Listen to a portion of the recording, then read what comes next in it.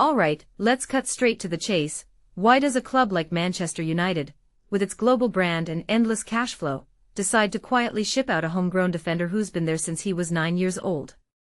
Meet Tyler Fredricson, the kid who grew up dreaming of lifting the Premier League trophy at Old Trafford, only to end up at a Swiss mid-table team owned by the same mysterious group funding United. That's not just a transfer, it's a story about identity, ambition, and the weird, tangled web of modern football ownership. And honestly, this move raises way more questions than it answers.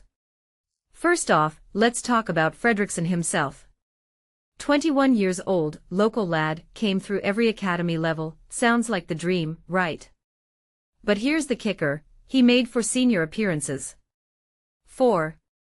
And in those cameos, he played against Wolves, Brentford, Grimsby, and Newcastle. Notice a pattern. These weren't high-stakes Champions League nights. They were Premier League scraps where the gaffer was clearly doing damage control. So when United says he departed with thanks, what they're really saying is, we needed a warm body on the bench sometimes, but not enough to develop you properly. That's the harsh reality of being a young player at a club that's more of a business than a family these days. Now, the Swiss connection.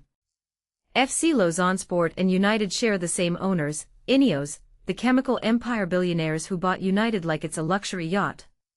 So this isn't a normal sale, it's an internal reshuffle. Imagine your parents moving you to a cousin's house for experience, while still paying the bills. Is this a favor for Tyler's career, or just a way to free up a squad spot without losing assets? Because let's be real, Ineos isn't known for sentimental decisions. They're the type to crunch numbers, not nurture dreams.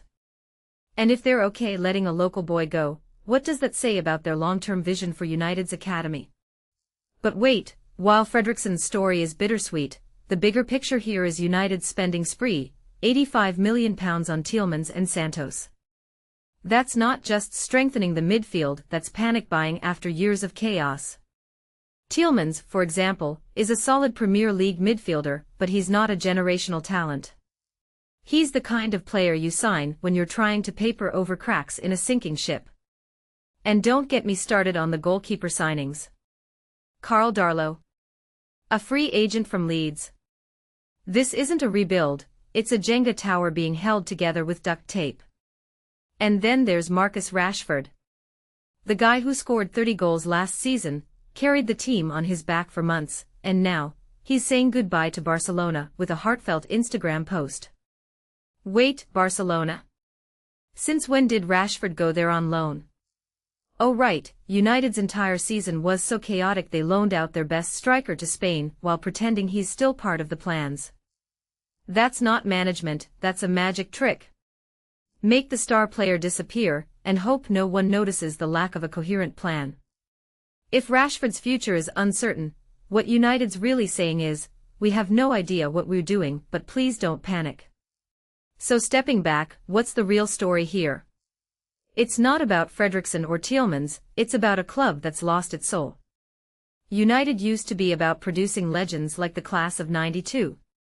Now they're a portfolio company for a billionaire who treats players like fungible assets. And while fans are distracted by flashy signings, the academy kids are getting shuffled to Swiss subsidiaries as collateral damage. This isn't just bad management, it's a systemic identity crisis. And until Ineos decides whether they want to run United like a football club, or a hedge fund, the chaos isn't going anywhere. What do you think? Is this the start of a proper rebuild, or just another season of damage control? Drop your takes in the comments, let's dissect this madness together.